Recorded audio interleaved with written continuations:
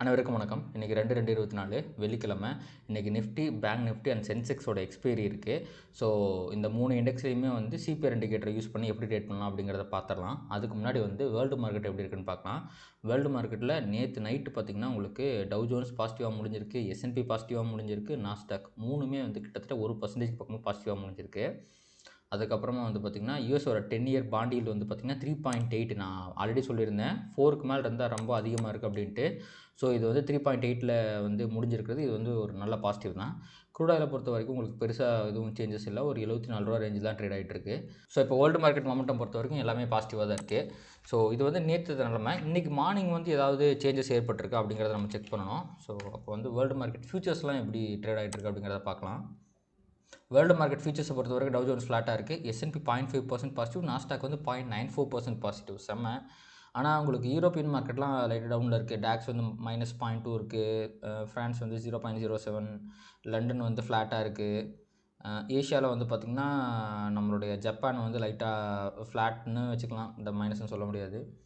Asia மார்க்கெட்டை பொறுத்த வரைக்கும் ஜப்பான் வந்து இன்னும் ஃப்ளாட்டாக இருக்கான். ஹாங்காங் வந்து பாசிட்டிவாக இருக்கான்.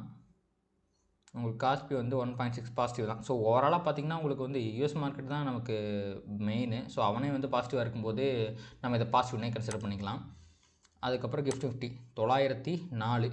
நேற்று பார்த்திங்க அப்படின்னா இது 700 750. ஸோ கிட்டத்தட்ட வந்து பார்த்திங்கன்னா 50 பாயிண்ட் தான் வந்து டிஃப்ரென்ஸ் இருக்குது ப்ரீமியமில். அப்போது 750லேருந்து 904 ஒரு 0.75% கேப் அப், 150 பாயிண்ட் வந்து கேப் அப் காட்டுறான். So minimum 100 point gap up அப்படிங்கிறத நம்ம எதிர்பார்க்கலாம். ஏன்னா உங்களுக்கு இதுக்கப்புறம் ஒரு 1.5 மணி நேரம் இருக்குது, அதுக்குள்ளே இறங்குறான். ஸோ அதனால் சொல்கிறேன், ஒரு 150 பாயிண்ட் கேப் அப், அதாவது 0.75% கேப் அப் நம்ம எதிர்பார்க்கலாம். அப்போது நிஃப்டியில் 0.75%னா உங்களுக்கு டுமாரோ சிபிஆர் வந்து ஆன் பண்ணிக்கலாம். ஸோ இது டுமாரோ சிபிஆர் தான் இருக்குது. இவனை நான் ஹைட் பண்ணிடுறேன். ஓகே, 0.75%. நேற்றோட க்ளோஸ் வந்து பார்த்திங்கன்னா 21,700. 21,700ங்கிறது உங்களுக்கு சிபிஆருக்கு கீழே இங்கேருந்து 0.75%னா உங்களுக்கு 21,850க்கு பக்கமாக ஓப்பன் ஆகிறதுக்கு சான்ஸ் இருக்குது. அப்படி ஓப்பன் ஆகும்போது இங்கே R2 எங்கே இருக்குதுன்னு எனக்கு தெரில. ஏன்னா இந்த டுமாரோ சிபிஆரில் R1 மட்டும் தான் வருது. ஸோ R1க்கு மேலே ஓப்பன் ஆகுது, ப்ரீவியஸ் டே ஹைக்கு மேலே ஓப்பன் ஆகுது. ப்ராபப்ளி R2க்கு மேலே R2க்கு பக்கத்தில் கீழே லைட்டாக பக்கத்தில் ஓப்பன் ஆகலாம். ஸோ அப்போ இன்றைக்கி ஒரு ஹை ப்ராபபிள் ட்ரேடிங் ஆப்பர்ச்சுனிட்டி நிஃப்டியில் கண்டிப்பாக கிடைக்கும். ஸோ R2லேருந்து ப்ரைஸ் ரிவர்சல் ஆகும்போது நம்ம அந்த இடத்துல ஒரு என்ட்ரி எடுக்கலாம்.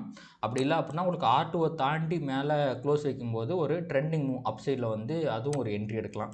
இந்த கேப் அப் வந்து இவ்வளோ பெரிய கேப் அப் இல்லை அப்படின்னு வைக்கலாம். ஒரு 50 பாயிண்ட் தான் கேப் அப்பாக இருக்குன்னா கண்டிப்பாக இன்றைக்கி ஒரு பெரிய ட்ரெண்டிங் மூவ் வந்துடும். ஆனால் இது ஒரு 150 பாயிண்ட் கேப் அப்பாக இருக்குது. ஸோ இது வந்து சஸ்டெயின் ஆகுமா ஆகாதா அப்படிங்கிறத பொறுத்து தான் வந்து நம்ம வந்து இன்றைக்கி சொல்ல முடியும். இது பாசிட்டிவாக இருக்க போதா நெகட்டிவாக இருக்க போதா அப்படிங்கிறது. பட் R2 ரிவர்சல்னால் உங்களுக்கு வந்து கீழே வந்து R1 வரைக்கும் வந்துட்டு அகைன் ப்ரைஸ் மேலே போகிறதுக்கு நிறைய சான்சஸ் இருக்குது. ஸோ ஒரு வேளை நீங்கள் R2 ரிவர்சல் மிஸ் பண்ணிட்டீங்கனாலும் உங்களுக்கு R1ல் ஒரு ஆப்பர்ச்சுனிட்டி கிடைக்கும். ப்ளஸ் இது வந்து ஒரு அசெண்டிங் சிபிஆர் தான். சப்போஸ் R1 உடச்சிட்டு ப்ரைஸ் கீழே வந்தாலுமே உங்களுக்கு சிபிஆர் கிட்ட வந்துச்சுன்னா இது இன்னொரு high probable trading opportunity. So R2 reversal ஒரு ட்ரேடிங் ஆப்பர்ச்சுனிட்டி, R2லேருந்து ட்ரெண்டிங் மேலே போகுது அப்படின்னா அது ஒரு ட்ரேடிங் ஆப்பர்ச்சுனிட்டி. ப்ரைஸ் R1 கிட்ட கீழே வந்து சப்போர்ட் எடுத்து போனாலும் அதுவும் ஒரு ட்ரேடிங் ஆப்பர்ச்சுனிட்டி தான். எனக்கு தெரிஞ்ச இந்த 3 ட்ரேடிங் ஆப்பர்ச்சுனிட்டி தான் பாசிபிள். ப்ரைஸ் இன்றைக்கி சிபிஆர் வரைக்கும் வரதுக்கான பாசிபிலிட்டி கொஞ்சம் கம்மி தான். பார்க்கலாம். இப்போது நான் நிஃப்டிக்கு என்ன விஷயம் சொன்னனோ அது அப்படியே சென்செக்ஸுக்கும் அப்ளிகபிள் தான். ஏன்னா நிஃப்டியும் சென்செக்ஸும் கிட்டத்தட்ட ஒரே மாதிரி தான் வந்து ப்ரைஸ் ஆக்ஷனை வந்து ஃபாலோ பண்ணோம்.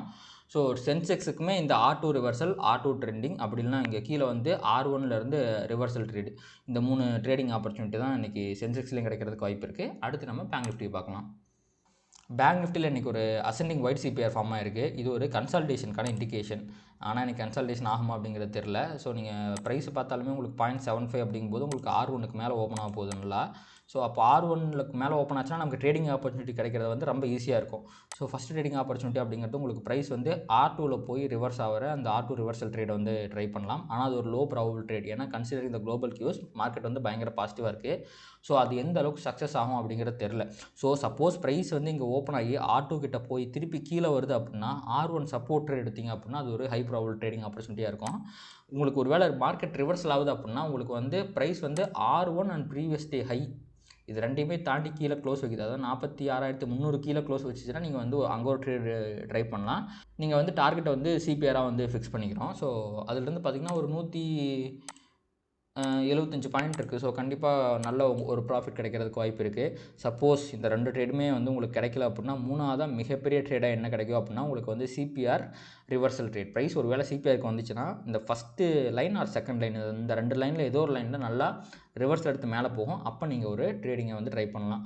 ஸோ இன்றைக்கி பேங்க் நிஃப்டி பொறுத்த வரைக்கும் R1லேருந்து ஒரு ட்ரெண்டிங் மூவ் கிடைக்கிறக்கு வாய்ப்பு இருக்குது. அது ஒரு ஹை ப்ராபபிள் ட்ரேட் தான். R2 ரிவர்சல் வந்து ஒரு லோ ப்ராபபிள் ட்ரேட். உங்களுக்கு வந்து பார்த்திங்கன்னா கீழே இந்த R1 previous day high reversal வந்து பார்த்திங்கன்னா ஒரு ஹை ப்ராபபிள் ட்ரேட். அப்புறம் வந்து இங்கே சிபிஆர்லேருந்து ரிவர்சல் எடுக்கிறது ஒரு high probable trade. So bank நிஃப்டியில் இன்றைக்கி 4 ட்ரேடிங் ஆப்பர்ச்சுனிட்டி இருக்குது. அதில் 1 மட்டும் தான் லோ ப்ராபபிள் ட்ரேடிங் ஆப்பர்ச்சுனிட்டி. மீதி 3 வந்து பார்த்திங்கன்னா ஹை ப்ராபபிள் ட்ரேடிங் ஆப்பர்ச்சுனிட்டி தான்.